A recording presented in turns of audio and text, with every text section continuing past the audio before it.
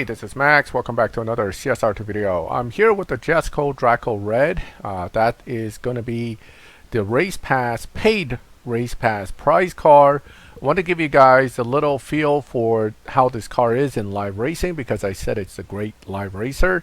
Now, I'm in the lobby now with a bunch of very good live racing cars. You have the Bentley GT3. You have this one should be decent. I don't have it. This one we know is very good. And, you know, this is a good car for live, and any McLaren F1 is always good for live racing. So we have a lot of nice cars in here. So let's see how well the Jesko Draco Red holds up against them with high evo, low performance points. Now, one of the things is that, you know, with any of these cars, you're going to need full fusion. But since most of you might be getting this car as your first time, you won't have access to stage 6s. So I understand that issue, and therefore I am going to give you a tune that does not use stage 6s and run it that way. So he ran a 9.141. That's pushing pretty close to the lobby edge here. This lobby, actually, most of the standard cars would be running about a 9.4. So 9.141 is actually pushing well into the next lobby up. But cars like this and mine, because of lobby advantage, and even the spawn car can be in here and run slower than dyno and still win. So we're not likely to get pushed right away. I just wanted to see what that Hunapig can do, so I kind of let him get past me without pushing my car too much. Ultimately, if I run it too hard, I can still bump, but generally speaking, I should be pretty stable at this point in this lobby, which again is about a 9.3 lobby, 9.4 maybe, but a lot of guys are running quicker than that. You got guys running 9.1, 9.2, 9.3, and then the slower end of the lobby is 9.3, 9.4. So it's probably around a 9.3 lobby with 9.2 cars in it. You know, I can argue that on a slow period, this would be a 9.5 even, 9.5 cars in here, but for the most part, I don't think so. I think most of these guys are pretty decent cars carrying lobby advantage. The only way I could find out if someone would be in a slower status would be if we ran a car that isn't set up for live racing with lobby advantage. And unfortunately for me, everybody in here has lobby advantage, including this car here, which is, again, another low performance point, high evo car. But even given that, my car is very competitive because it is one of the highest evo cars you can possibly get out there. In fact, I can get it up to almost 3,000 plus, but the shift becomes so fast that it's not worth doing. So once again, we're going to go ahead and push it and try to win this. Now, mind you, the Duval does pick up speed near the end, so you can't let them catch up too early and slow down, or it's going to outrun you right at the end. This particular one did not run as fast as a 9.4, so he might be using more upgrades than necessary, or he's missing fusions. Without knowing specifics about his car, I can't tell you exactly what is the setup, but what I can tell is based on the way they perform, mile per hour, all that tells me a lot about how the car is set up.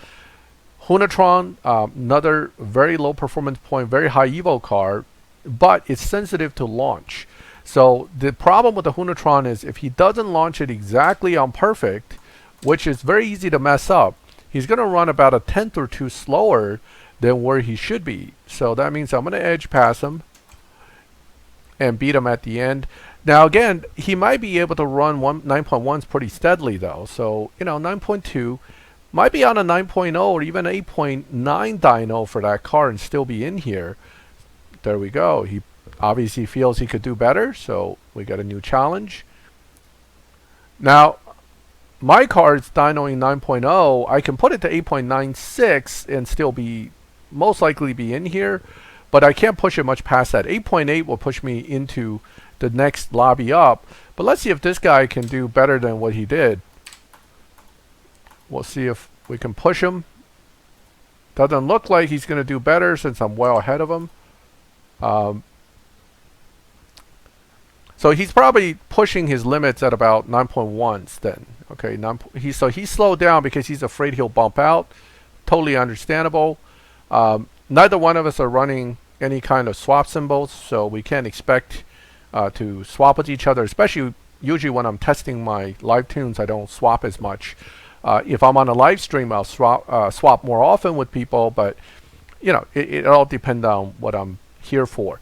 All right, one more race, and then we'll go back and take a look at you know, the tune, and I'll give you some more insight into this Draco Red, which actually is a very good car. I really like it. You don't see many of them in lobby nowadays because people tend to go for the latest and greatest, or they go for what they feel is the solid choice that you can't go wrong with. Let me see who we got here. We got quite a few guys here. We got some good cars in here, so it's all the races are going to be challenging at the minimum and fun. So here we go. 600 LT Spider, another good live racer. So again, this is a tough lobby because a lot of good cars in here, a lot of good tunes in here. People who are playing in 9 second and 8.9, 8.8 and up tend to have some experience both playing and tuning.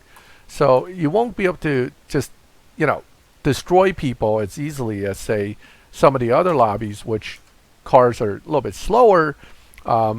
There's a bigger gap in lobby advantage, and therefore people tend not to be able to do as much damage to you. So again, that's again a good live racer, 9.2. So I'm pushing my car pretty hard here, and I need to be careful because if I keep doing it, at some point the computer's going to say, hey, your average is kind of fast. Maybe you don't belong here. You should maybe move to the 9.1 lobby instead. As it stands though, one good piece of news is that despite my average being now 9.2, 9.2s, I've been running the car still at least a tenth to 2/10 slower than dyno every run. So the dyno is faster than that. I said the last race was going to be the last one, but this guy challenged me, so let's go ahead and do it. Okay, here we go.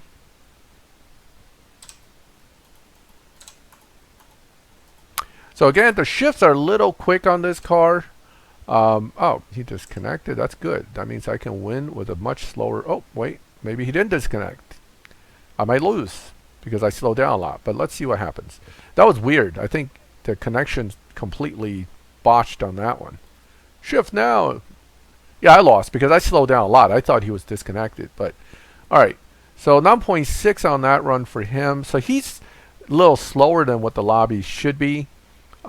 So he's definitely at a disadvantage. I kind of gave him a win, but that's okay. It actually doesn't hurt me to slow down a little bit here and there. So anyway, as I was saying, we've done quite a few races. Let me show you what the tune is and what the car is capable of. And then we'll talk a little bit about how the different ways you can really go about with this car, because it has a lot of flexibility, which also makes it a great car. Let's look at the upgrades first. This car is not really upgraded that much. I avoided all the stage 6s in this setup. Stage 5 body, 3 tire, 5 trans, 2 nitrous, 3 turbo, 3 intake. I didn't put engine in because even one stage of engine can bump your points up quite a bit for very little benefit. Okay, so yes, you can still put engine in. I mean, certainly you can put like 2 stages of engine in. That little bit of performance point change won't change much, but it will put you in a faster lobby because you'll have more performance parts at it. Doesn't hurt you. What I found is that having this high Evo doesn't really give you additional advantage. It really, at some point, the additional super high Evo is just pointless to have. You're almost better off having higher performance point, lower Evo, and have the ability to push your margin a little better. Let's say you can beat dyno by a 1/10. That's actually more beneficial than having super high Evo. Now, the tune is pretty straightforward. 1.5, 3.6, 0, 100. But here, let me show you something. Watch that number and watch this. Okay, so can I actually dyno 8.4 with this car with this upgrade? Yes. As long as you have full fusions, you can do that. However, the shifts becomes nearly impossible to do. The issue of making the car too fast is, yes, I can be in the 8.5, but, and yes, I'll have lobby advantage. In fact, if anything, I'll have slightly better lobby advantage, but it doesn't help because this shift, it will be nearly impossible to shift it. You can also go the other way and go slower, but you probably would want to go at least 9.3s and push into, say, the 9.68 lobbies. That's a different way to go about it, and you have longer and slower shifts. It's easier to do. Or you can go where I was at 9.09. You can actually do possibly 8.9, something like this, 8.976, and still stay in that lobby. So this is where this car has a lot of flexibility in tuning, and there's no wrong way necessarily to go about it. And that's why I really like this car. I mean, you know, at 3,000 plus Evo, it looks great, but I'll be honest with you, I wouldn't run it that way simply because I can't keep up with the shifts. I want my shifts to be decently fast so I get all the Evo I can, but I also want it decently shiftable, because if it's too quick and it's like the maxed F1, you're just banging keys or banging, you know, your fingertips on the phone screen without knowing what the hell's going on. Notice I moved the lobby, I mean not the lobby, I moved the dyno up a little bit. Didn't really hurt me any. Well, it looks like AMS 017 changed cars. That's a dyno buster, by the way. Spawn's still here, so same lobby basically, just I'm back with a slightly faster dyno.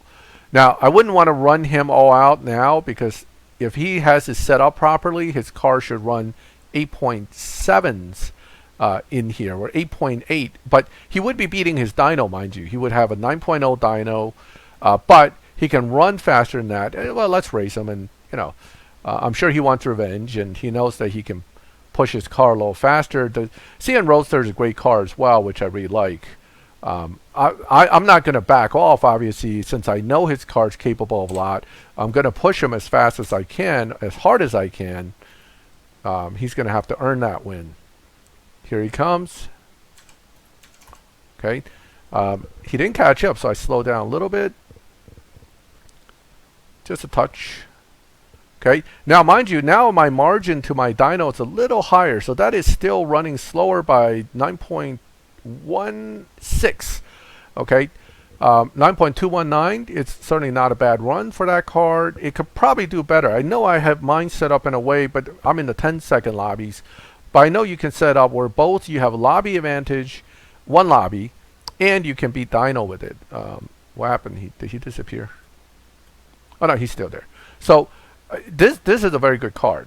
Don't underestimate this car at all, and I really like that car. Let me run one more time with the rookie here. He's a Tempest 3 rookie with the 720S Roadster. Now the 720S Roadster doesn't really, doesn't look like he's racing. 720S Roadster really isn't that great a car for live, unfortunately. Let me see. We can race. I can take we can race a F1. This should be a 9.2 car in this lobby. They generally can do a little better than whatever the lobby says. One lobby advantage. No? Okay. Alright, now I gotta pick and choose who I'm gonna race. I got a lot of F1s here. Oh, here we go. Another one of these. Now, this is a low performance point, high Evo car as well. I just don't want to pay for it because I crashed. How nice. Okay, hold on. All right, we're back. This video is running past 13 minutes already, so I'm going to just jump back in lobby to see if it somehow bumped me, because sometimes when you crash, you get randomly bumped around lobby-wise. But if it didn't bump me, the car's still set in there. I'm all set. We'll wrap up the video. Let's take a look. Looks like slightly, nope, same lobby. Pinocchio along with, I should see, there's Joey. There's your Hunatron, and yep, still in the same lobby. Okay. Can't resist taking on these nice cars, because it's always fun to race a car that you know is good. It really pushes you to try to drive better, and also pushes you to test the limit of your tune. Since we're all pushing in here, the real question is who gets moved out of here first. Is my tune stable enough to stay in here and maintain lobby advantage and still beat these Hunatron guys, to the end? Which, in this case, I think he slowed down because he realized I'm pretty fast. So he must have downshifted because that jump back isn't normal. So here we go. Oh, I think I got rechallenged. Yes, I did. Okay, well, let's do a rematch. Now, if he slowed down, sometimes that's an offer to say, hey, let's swap. Okay, I understand that, but of course, we got to wrap up the video. So I'm going to give him the win. I'll still push him a little bit, but if he wants to win, certainly I'm okay with just taking a loss on this one. Push it up. Yep. Just, yep. Yep. Okay. All right, so he slowed down that one to kind of tell me, hey, man, maybe we can swap. He pushed it harder this time, 9.245 to my 9.4. We know this car can run well past 9.245. So it looks like most of the, quote, Apex cars set up in here are somewhere around 9.1, 9.2. And then 9.3, 9.4 is more the standard cars. And then I thought I saw a tier 4 pop in here for a second. That's a guy that got bumped up, I think. So you have a lot of variety in any lobby. And starting in these 9-second lobbies, you're starting to have a lot tougher opponents where, you know, you really have to have a good car to really consistently win in here. And the Hunatron's a good car. The Pegasus is a good car. But still, the Jesko Red is definitely one of the best all around as far as having the ability to be carrying lobby advantage in lobbies like this. The only negative of this car where the Bugatti may trump it, the Bugatti Maestro might trump this car, is the Bugatti can also beat Dyno on top of being in the lobby. So those are the cars that can definitely beat you.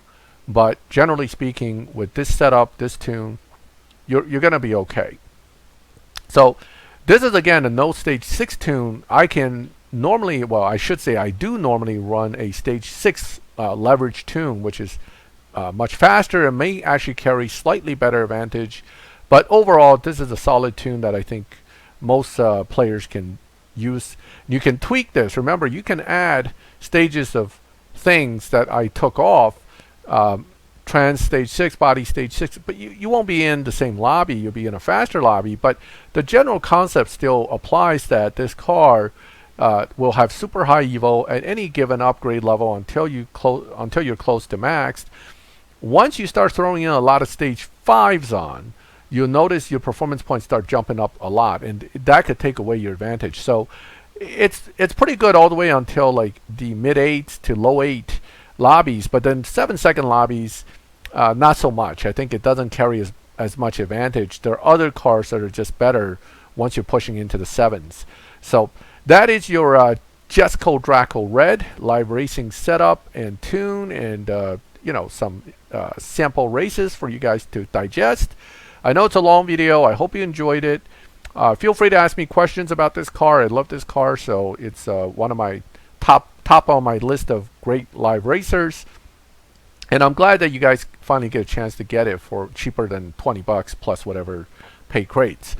In any case, if you like the video, leave a like. If you like my channel and would like notifications when I put up videos like this, subscribe, hit the bell, and you get those notifications. And as always, thank you for watching my videos. I'll catch you next time.